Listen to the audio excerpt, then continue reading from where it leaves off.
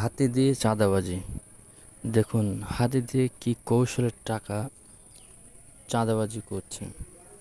পায়ের ইশারাতে, তার মুখের ইশারাতে, হাতের আঙুলের ইশারাতে হাতি তার মাহুতের ভাষা বুঝে ফেলে, দিয়ে সে তার মতো করে জনগণের কাছ থেকে, গ্রাহকের কাছ থেকে, রিক্সা ভ্যানের যাত্রী, দোকানদার সবার কাছ থেকে কীভাবে টাকা নিচ্ছে।